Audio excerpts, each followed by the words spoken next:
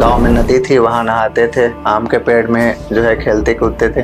जैसे गांव के बच्चे हैं, गिल्ली डंडा कंचे यही खेलते थे। नदी में हम लोग नहाने जाते थे, कई बार 2-4 घंटे नदी में नहाते ही रहते थे। तो पिताजी आ जाते थे नदी में डंडे लेके।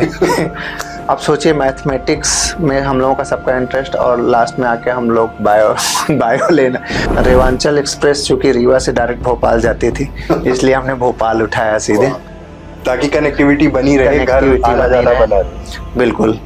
और लॉ ऑफ अट्रैक्शन ये कहता है कि अगर आप किसी भी चीज को पूरी शिद्दत से चाहो तो वो, शाहरुख खान का एक डायलॉग भी है कि अगर आप किसी भी चीज को पूरी शिद्दत से चाहो तो पूरी कायनात आपको वो दिलाने में लग जाती है। मैं देख रहा हूँ कि सुपर स्पेशलिटी में अभी कुछ भी स्टार्ट ही नहीं हुआ, इवन मशीन्स तक इंस्टॉल नहीं हुआ।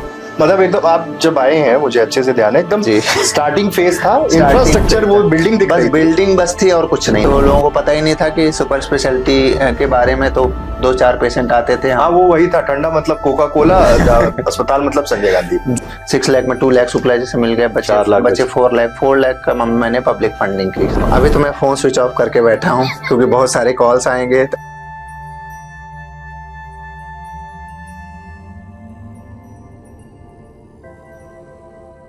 नमस्कार, वीटी पॉडकास्ट में आपका स्वागत है। मैंने आपसे वादा किया था कि हमारे आसपास ऐसे बहुत सारे लोग हैं जिनका बहुत बड़ा कंट्रीब्यूशन है पूरी सोसाइटी में, और हर बार आपकी एक उम्मीद थी, आपका ये सवाल भी था कि ऐसे लोगों के बारे में भी आप जानना चाहते हैं। हर बार देखा है कि जैसे किसी पॉलिटिशियन का इंटरव्यू किया, किसी डॉक्टर का किया, तो उनके प्रोफेशन से जुड़ी हुई चीजें तो मैं अक्सर उनसे जो चीजें वो बताना चाहते हैं या जो मैं पूछना चाहता हूं पूछ लेता हूं।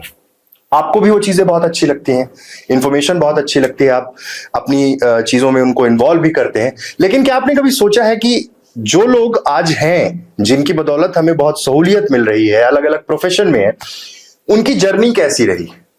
और ये पॉडकास्ट के सेगमेंट में मैंने पहले ये डिसाइड किया था कि मैं ऐसे तमाम लोगों को आपके बीच लेकर आऊंगा और ये भी जानेंगे कि कैसे उनकी जर्नी रही और किस तरह से वो इस प्रोफेशन में आगे बढ़े हैं, किस तरह से समाज के लिए बहुत कुछ कर रहे हैं।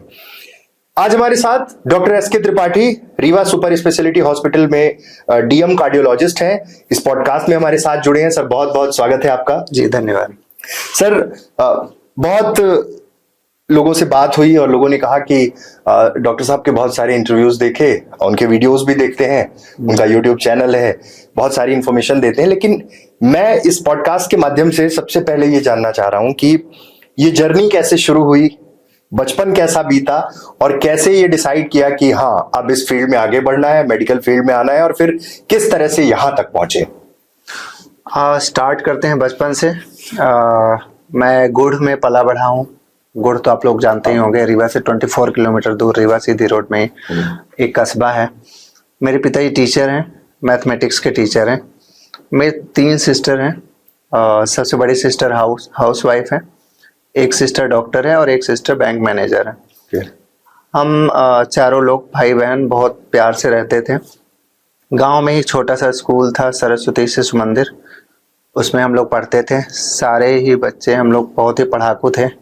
पिताजी हमें बेसिकली मैथमेटिक्स, इंग्लिश वही पढ़ाते थे। शायद वहीं से हमारा बेस बना। मैथ के लिए हमें कभी, इनफैक्ट किसी भी सब्जेक्ट के लिए कभी ट्यूशन नहीं लेना पड़ा, क्योंकि पिताजी मैथमेटिक्स के टीचर थे और शायद सबसे टफ सब्जेक्ट भी माना जाता है मैथमेटिक्स। तो हम लोग सभी मैथमेटिक्स में काफी तेज थे। बचपन में जैसे बाकी गांव के बच्चे खेलते कूदते हैं, वैसे हम लोग भी ऐसे ही, गांव में नदी थी, वहां नहाते थे, आम के पेड़ में जो है खेलते कूदते थे। जैसे गांव के बच्चे हैं, गिल्ली डंडा कंचे यही खेलते थे। कोई ऐसा, जैसे आजकल के बच्चे अलग अलग टाइप के समर स्कूल हैं, अलग अलग टाइप के वोकेशनल ट्रेनिंग्स हैं, उस टाइप से हम लोगों का कुछ नहीं था, प्योर गाँव का माहौल था। तो बेसिकली हम लोगों का छोटा सा घर था, घर में आसपास हैंडपंप था, इवन घर में नल भी नहीं था, इतना ज़्यादा हम लोगों के पास पैसे नहीं हुआ करते थे। नदी में हम लोग नहाने जाते थे, कई बार 2-4 घंटे नदी में नहाते ही रहते थे। तो पिताजी आ जाते थे नदी में डंडे लेके। तो इस तरह से बचपन अच्छा गुजरा और धीरे धीरे पढ़ाई आगे बढ़ी। हम लोग मोस्टली क्लास में नंबर 1 आते थे हम लोग। पिताजी के कारण, चूंकि वो पिताजी हमारे मैथमेटिक्स में बहुत तेज थे, मैथमेटिक्स में उन्होंने एमएससी किया है, तो हम लोगों की मैथमेटिक्स काफी तेज थे। गर्मियों की छुट्टियों में वो मोस्टली हम लोगों की मैथमेटिक्स पूरा कंप्लीट करा दिया करते थे। जैसे मैं 8th में हूँ तो 9th की मैथमेटिक्स गर्मियों की छुट्टियों में ही खत्म हो जाती थी। मतलब जुलाई से सेशन शुरू होना है, उसके पहले ही मैथमेटिक्स खत्म हो जाती थी। तो जब हम जाते थे तो हम लोगों का कॉन्फिडेंस एक अलग लेवल का होता था, क्योंकि हमें सारी चीजें पहले से ही आती थी। तो आप सोचिए, मैथमेटिक्स में हम लोगों का सबका इंटरेस्ट, और लास्ट में आके हम लोग बायो लेना एक तरह से। तो एक्चुअली में हुआ क्या कि पिताजी मैथमेटिक्स में काफी तेज थे, और शायद वो जो बनना चाहते थे और जो उनका ड्रीम था वो बन नहीं पाए, शायद फैमिली के रिस्पॉन्सिबिलिटीज के कारण। तो उन्होंने बोला, बेटा मैथमेटिक्स आप लोगों को नहीं लेना है, भले मैथमेटिक्स अच्छी है, मैं तुम लोगों को डॉक्टर बनाना चाहता। तो स्टार्टिंग में तो बड़ा अजीब सा लगा कि मैथमेटिक्स अच्छी है तो बायो कैसे लें। तो 1 आध साल तो लग गए हम लोगों को ये समझने में। शायद यही था कि हम लोगों को ड्रॉप लेना पड़ा, मुझे भी, मेरी सिस्टर को भी। और पिताजी की कंडीशन ऐसी नहीं थी कि वो कोचिंग करा पाए, तो हम लोग गांव में ही पढ़ते थे। रीवा जाके किताबें देखते थे कि पीएमटी की कौन सी बुक्स हैं, क्या कैसे हैं। तो वो सब रिसर्च करते करते ही 2 to 3 years लग गए। 3rd अटेम्प्ट में मेरा पीएमटी में सिलेक्शन हुआ। क्योंकि सोचिए, गांव में पढ़ना without any tuition, without any coaching, और खुद से रिसर्च करते करते करते करते बस ये ड्रीम था कि डॉक्टर बनना है, बस, और कुछ नहीं। इसके अलावा हमें कुछ भी नहीं पता था कि कैसे क्या करना है। जैसे आजकल देखते हैं ऑनलाइन कोचिंग्स हैं, और बहुत सारी और भी कोचिंग है, जैसे कोटा बच्चे जाते हैं। उस समय इतना कुछ माहौल या कुछ ऐसा एक्सपोजर था ही नहीं। तो सोचिए, जस्ट एक ड्रीम के पीछे भागते भागते भागते भागते, हिट एंड ट्रायल करते करते 3 years लग गए हमें ये समझने में कि आखिरकार पढ़ना क्या है, कैसे करना है। तो आखिरकार तीसरे साल सेलेक्ट हुए, और अच्छी रैंक से सेलेक्ट हुए। हमें सारे कॉलेज मिल रहे थे, पर रेवांचल एक्सप्रेस चूंकि रीवा से डायरेक्ट भोपाल जाती थी, इसलिए हमने भोपाल उठाया सीधे, ताकि कनेक्टिविटी बनी रहे, घर आना जाना बना रहे। बिल्कुल। भोपाल से एमबीबीएस किया। अब हिंदी मीडियम के थे, प्रॉब्लम ये थी, और सारी बुक्स एमबीबीएस की इंग्लिश में होती थी। बुक्स भी ऐसी कि 1000 पेज की ढेर सारी बुक्स, और पूरी टेक्निकल लैंग्वेज। तो वहां भी बहुत सारी मुश्किलों का सामना करना पड़ा, लेकिन चूंकि मेहनत करने का बेसिकली मेहनत करने की आदत थी, तो मैं एमबीबीएस भी अच्छे से किया। और मन में यही था कि एमबीबीएस में चूंकि 3rd अटेम्प्ट में हुए, तो एमडी में तो फ्रेशर निकालना है। और उस समय मैंने लॉ ऑफ अट्रैक्शन के बारे में उसी समय पढ़ा था। और लॉ ऑफ अट्रैक्शन ये कहता है कि अगर आप किसी भी चीज को पूरी शिद्दत से चाहो, तो वो शाहरुख खान का एक डायलॉग भी है कि अगर आप किसी भी चीज को पूरी शिद्दत से चाहो तो पूरी कायनात आपको वो दिलाने में लग जाती है। तो ऐसा ही हुआ। मैंने 100% ये सोचा था कि मुझे फ्रेशर सेलेक्ट होना है कैसे भी करके। तो मैं मॉर्निंग में 5 बजे उठ जाया करता था, कोल्ड शॉवर लेता था, पढ़ता था घर में, फिर 9 o'clock पे लाइब्रेरी चला जाता था, पूरा दिन लाइब्रेरी में पढ़ता था। रात के 9 बजे तक लाइब्रेरी खुलती थी। फिर लाइब्रेरी से आके डिनर करके उसके बाद खाना खा के सो जाता था। डेली यही रूटीन था, 365 डेज। ऐसा कभी स्किप नहीं हुआ, क्योंकि दिमाग में बस एक ही फोकस था कि सेलेक्ट होना है। क्योंकि एमडी का में सिलेक्शन होना उस समय बहुत बड़ी बात थी। काफी टफ एग्जाम होता है एमडी का। तो अब एमडी में भी एक प्रॉब्लम हुई कि जो ऑल इंडिया जो एग्जाम होता है, ऑल इंडिया, पहले ऑल इंडिया और एमपी प्रीपीजी दोनों अलग अलग होते थे। तो ऑल इंडिया में मेरी रैंक उतनी अच्छी नहीं थी, और तो मुझे बहुत सारे कॉलेज मिल रहे थे, पर मेरा ड्रीम था कि भोपाल से ही मुझे एमबीबीएस के बाद एमडी करना है। तो फिर मैंने सीट वहां पे ड्रॉप कर दी ऑल इंडिया की। मेरे पिताजी ने तो बहुत डांटा कि जब सीट मिल रही है एमडी की तो क्या फर्क पड़ता है कहाँ पे लेना है। तो वहां पे भी मैंने बोला नहीं, मैं एमपी प्रीपीजी की तैयारी करूंगा। फिर जब मेरे कलीग जो सेलेक्ट हो गए थे, जो चले गए, मैं अकेला रह गया, अकेला घर में बैठ के 2 महीने 3 महीने तैयारी की। फिर मेरी 17 रैंक आई एमपी प्रीपीजी में, और फिर एमडी मेडिसिन मैंने भोपाल से ही किया। फिर वहीं से एसआरशिप की, डीएम कार्डियोलॉजी की तैयारी भी वहीं से की। और डीएम में भी मेरा सिलेक्शन हुआ, जीएसवीएम कानपुर मिला वहाँ पे। Okay. काफी अच्छा कॉलेज है वहाँ, मतलब इंडिया का one of the best reputed college है। वहाँ पे बहुत सारे हार्ट के प्रोसीजर्स होते हैं, तो वो सब सीखने को मिला। और वहाँ जब लास्ट ईयर चल रहा था तभी पता चला कि सरकार जो है वो सुपर स्पेशलिटी हॉस्पिटल्स जो है वो डाल रही है रीवा, जबलपुर, ग्वालियर और इंदौर में। भोपाल में चूंकि ऑलरेडी कैथ लैब थी, चल रही थी मेडिकल कॉलेज में, इसलिए सरकार ने शायद वहाँ सुपर स्पेशलिटी नहीं डाला। सुपर स्पेशलिटी के जो नियम उन लोगों ने बनाए थे वो बहुत ही ल्यूक्रेटिव थे। उसमें उन्होंने बोला था कि जो सुपर स्पेशलिस्ट ज्वाइन करेंगे उनको 20% इंसेंटिव मिलेगा उनके प्रोसीजर्स का, और 8% का इंक्रीमेंट जो है ईयरली मिलेगा। तो और उसके लिए उन्होंने काफी एडवर्टाइजमेंट भी किया था डिफरेंट कॉलेजेस में। इनफैक्ट वो लोग जाते थे और बताते थे कि ये सारे जो है अपॉर्चुनिटीज हैं एमपी में, तो आप लोग आइए और ज्वाइन करिए। ओके। अब चूंकि मेरा घर ही रीवा में था तो ऑब्वियसली वहां से निकलते ही मैं रीवा ज्वाइन कर लिया। रीवा आते ही उस समय कोविड स्टार्ट हो गया था। अब सोचिए मैं एक इंस्टीट्यूट में जहाँ सारे कार्डियोलॉजी के प्रोसीजर सीख के आया हूँ और यहाँ पे आके मैं देख रहा हूँ कि सुपर स्पेशलिटी में अभी कुछ भी स्टार्ट ही नहीं हुआ, इवन मशीन्स तक इंस्टॉल नहीं हुई।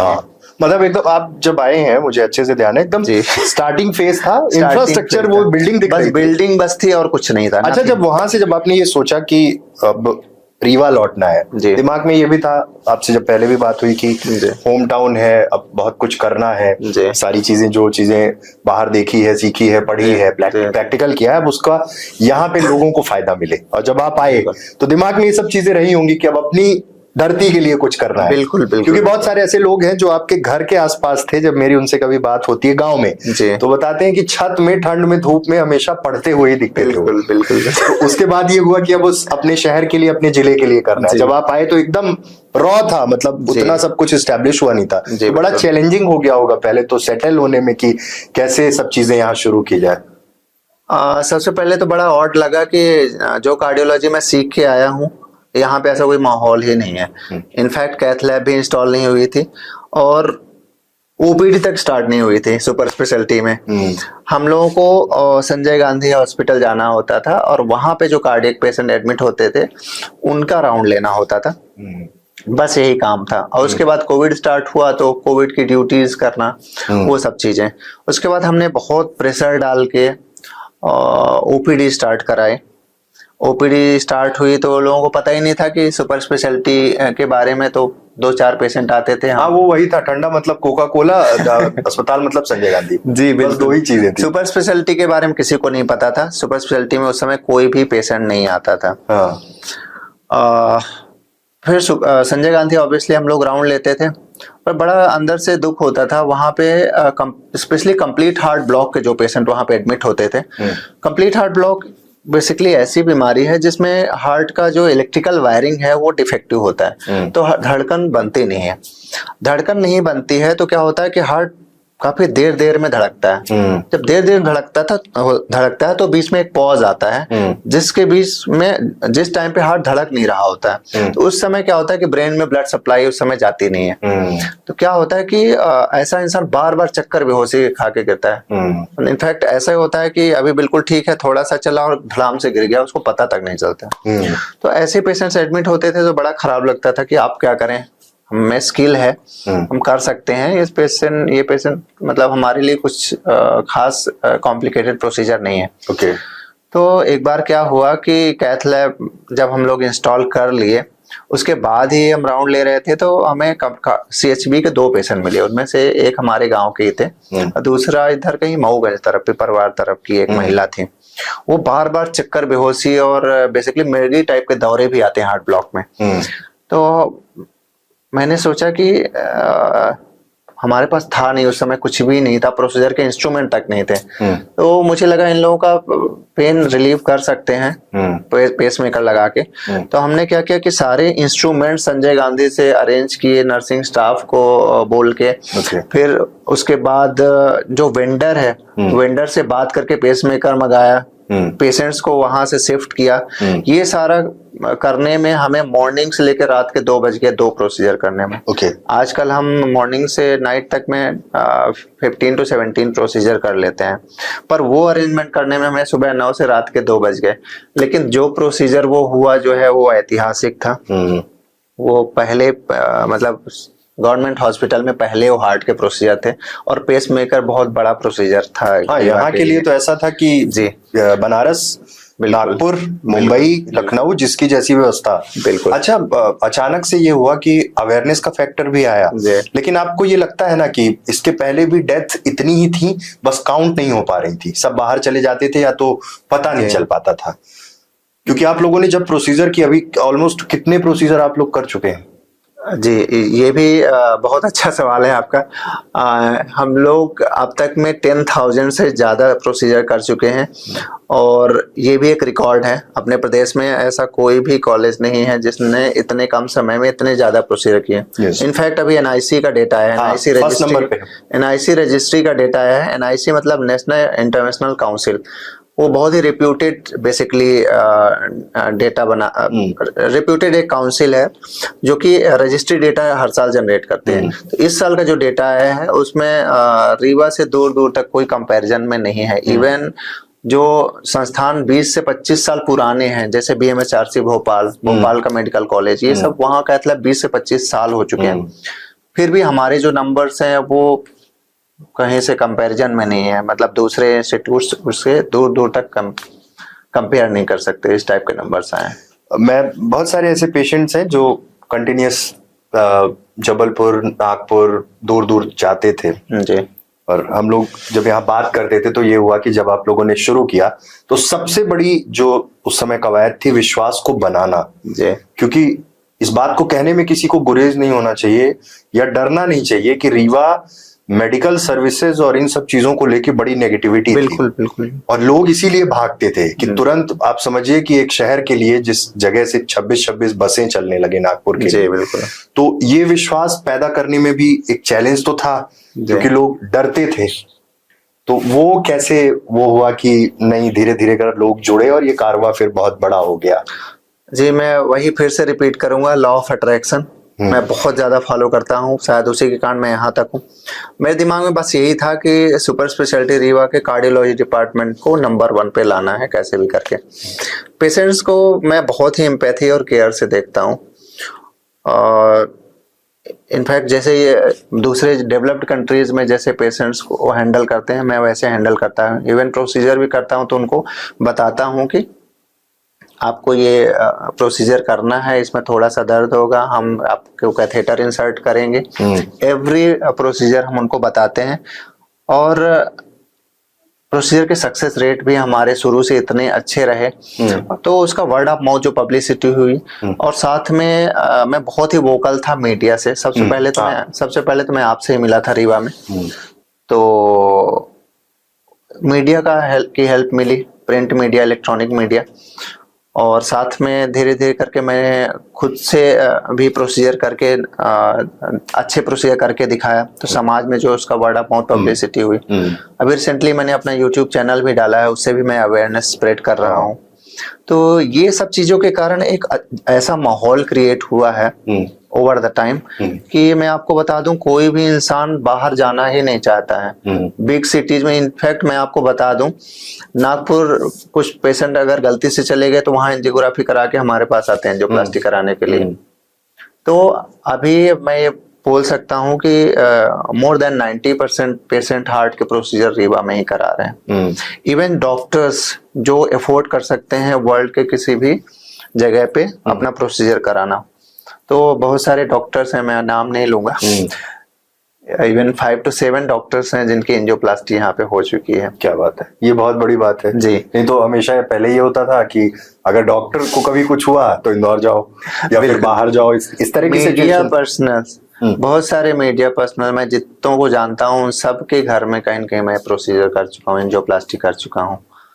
तो इस तरह से काफी लोगों से विश्वास मिला और अभी वो बढ़ता ही जा रहा है। इनफैक्ट एक बहुत अच्छी चीज ये हुई कि लोगों का जब विश्वास तो बढ़ा, लेकिन साथ ही जो ये फुटफॉल बढ़ा सुपर स्पेशलिटी को लेकर, ठीक है। अब क्या है कि एक चीज आपने भी देखी, आपने भी कई बार बताया कि बहुत बड़ा नंबर है, उस हिसाब से चीजें हमेशा अपडेट होनी बहुत जरूरी है। जैसे मुझे अच्छे से याद है कि फर्स्ट टाइम जब मैं वहां आपसे मिला था तो 10-50 लोग दिख रहे थे, फिर उसके 1 साल बाद जब मैं आपसे मिला तो सुपर स्पेशलिटी पैक था, सारे वार्ड में लोग, हर बेड पे पेशेंट। तो ये नंबर्स तो यहीं के थे, और अब तो मतलब सिर्फ रीवा की बात नहीं है, सिंगरौली, सीधी, सतना, सब जगह से लोग यहाँ पहुंच रहे हैं। तो ये माना जाए कि पेशेंट्स बहुत हैं, बस पहुंच नहीं पा रहे थे क्योंकि कोई चीज थी नहीं अब तक। बिल्कुल बिल्कुल बिल्कुल।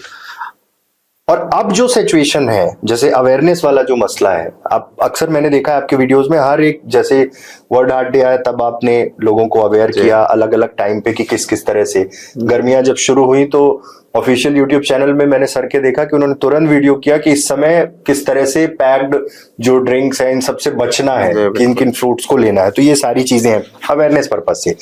चैलेंजेस तो है ना, मानते हैं कि नहीं? बिल्कुल बिल्कुल। चैलेंजेस मुझे ऐसा लगता है दिमाग में होते हैं सारे चैलेंजेस। मुझे तो बस एक ही चीज पता है कि इंसान जो चाहे वो कर सकता है, ऐसा कोई भी काम नहीं है जो इंसान कर नहीं सकता है। सारे ऑब्स्टिकल्स हमारे माइंडसेट के होते हैं, हमारे दिमाग के होते हैं। अगर वो ऑब्स्टिकल्स अपने दिमाग से हटा दिए जाएं तो कुछ भी किया जा सकता है।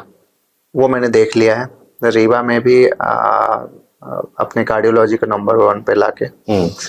और मुझे ऐसा लगता है कि जो भी चीज मैं चाहता हूँ और उस पर वर्क करता हूँ वो चीज हो जाती है। और मैं सबको बताना भी चाहता हूँ कि कोई भी चीज इम्पॉसिबल नहीं होती है। कठिन परिश्रम किया जाए और लगन से, फुल फोकस्ड माइंड से अगर हम किसी चीज के पीछे जाते हैं तो 100% बनते हैं। बस आपको सेकंड ऑप्शन नहीं देना है अपने को, फर्स्ट में ही सब चीजें करते। एग्जैक्टली आपने अगर आप 2 चॉइस रखी किसी चीज की तो आप वो अचीव नहीं कर सकते। फॉर एग्जांपल कुछ बच्चे आते हैं मेरे पास, बोलते हैं कि हमें मेडिकल की तैयारी कर रहे हैं, कैसे तैयारी करें। फिर बीच में बोलने लगते हैं साथ में मैं बीएससी भी कर रहा हूँ, तो साथ में बीएससी भी हो जाएगी, पीएससी का पेपर भी दे रहा हूँ, बीएससी भी हो जाएगी, पीएमटी भी हो जाएगी। तो मैं उनको बोल देता हूँ छोड़ दो, फिर नहीं कर पाओगे। अगर आपको मेडिकल में जाना है तो आप 100% मेडिकल को दो, आपका सिलेक्शन 100% हो। लेकिन आपने अगर दिमाग में 1% भी डाल लिया कि आपको दूसरे अपने लिए एक नया ऑप्शन भी क्रिएट करके रखना है, तो वो नहीं हो पाएगा। तो डॉक्टर साहब मेरा आपसे एक सवाल है कि विजन क्या है?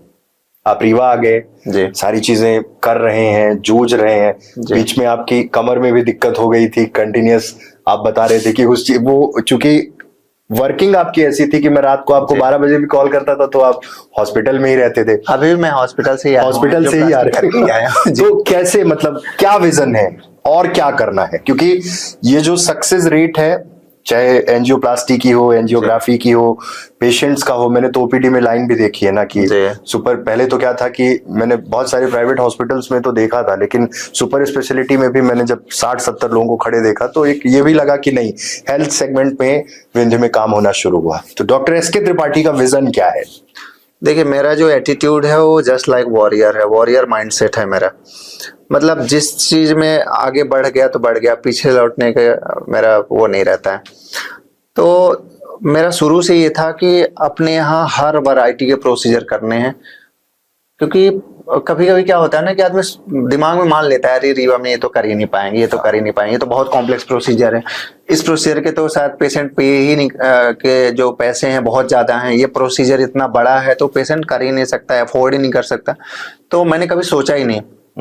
मैं आपको बता दूं, यहाँ पे ऐसे ऐसे प्रोसीजर मैंने किए हैं जो बहुत सारे स्टेट में ही नहीं हुए हैं। बहुत सारे स्टेट ने वो प्रोसीजर ही नहीं किए।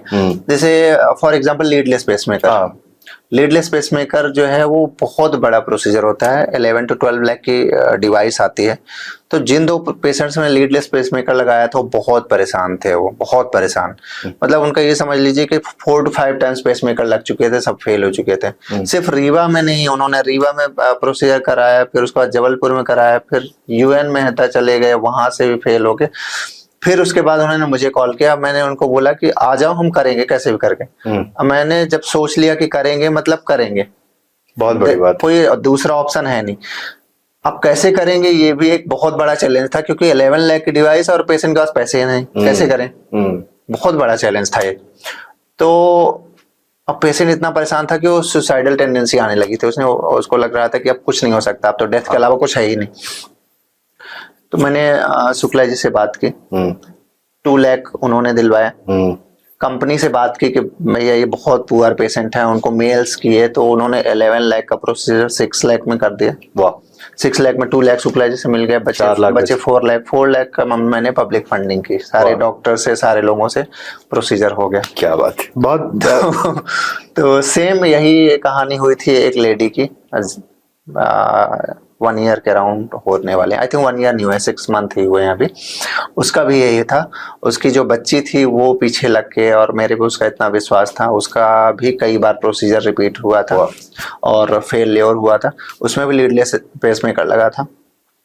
तो एक इंस्टीट्यूट में हमने प्रदेश में पहला लीडलेस पेसमेकर लगाया था, और ये प्रदेश का पहला ही इंस्टीट्यूट है जहां 2 लीडलेस पेसमेकर लग चुके हैं। कुछ जगह फर्स्ट हमारा लगने के बाद लग चुका है बस, बट 2 लीडलेस पेसमेकर पहला इंस्टीट्यूट है।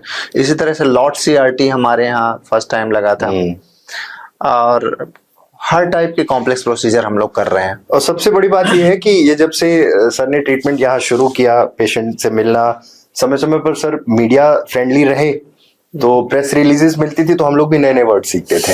एंजियोप्लास्टी, एंजियोग्राफी पहले सीखा, फिर वो एक इलेक्ट्रो का क्या आपने बताया था कि अंदर एक करंट जैसा वो होता है, फिर एक बलून का आपने बताया था, तो ऐसे करके बहुत सारी चीजें हम लोगों ने भी सीखी। सर एक आखिरी क्वेश्चन जी, मैम भी डॉक्टर हैं जी, सुबह से OPD, शाम को फिर आप प्रोसीजर के लिए जब निकले, जैसे अभी आप रात हो गई है, अभी आप हॉस्पिटल से ही आ रहे हैं, तो चूंकि मैम भी इसी प्रोफेशन में, लेकिन फिर भी थोड़ा सा कई बार ऐसा होता होगा ना कि कुछ ज्यादा ही टाइम चला जा रहा है। बहुत ज्यादा, बच्चों को टाइम नहीं दे पाते, फैमिली को टाइम नहीं दे पाते, तो इरिटेशन होती है कई बार फैमिली मेंबर्स को भी। तो अभी तो मैं फोन स्विच ऑफ करके बैठा हूँ, क्योंकि बहुत सारे कॉल्स आएंगे और मैं ये बहुत इंपॉर्टेंट इंटरव्यू है, ये मैं कर नहीं पाऊंगा। सो मैनेज करना पड़ता है, कई बार मैनेज नहीं हो पाते, तो भी अपनी रिस्पॉन्सिबिलिटीज हैं, वो तो करनी ही है, वो तो करना ही पड़ेगा। तो ये थे डॉक्टर SK त्रिपाठी। हमेशा आपने देखा होगा सोशल मीडिया और तमाम प्लेटफॉर्म में आपके अवेयरनेस के लिए, नई नई चीजों को बताने के लिए और आपको जागरूक करने के लिए जो एक मुहिम इन्होंने शुरू की है, और रीवा सुपर स्पेशलिटी हॉस्पिटल ने जो कीर्तिमान रचे हैं, ये रीवा और विंध्य को बखूबी पता है। और उम्मीद है कि जिस तरह से सर ने ये कारवां शुरू किया था, और आपको उन्होंने बताया कि किस तरह से उन्होंने बचपन से मैथमेटिक्स के बाद किस तरह मेडिकल में आए, किस तरह से प्रिपरेशन की, तो जो भी युवा इस फील्ड में आना चाहते हैं पूरे डेडिकेशन के साथ पढ़ें, आगे बढ़ें, और सर अपनी रिस्पॉन्सिबिलिटीज कैरी कर रहे हैं, और सबको उम्मीद है कि विंध्य मेडिकल हब यहीं बनेगा, कहीं बाहर जाने की जरूरत नहीं होगी। बहुत बहुत धन्यवाद सर। जी धन्यवाद।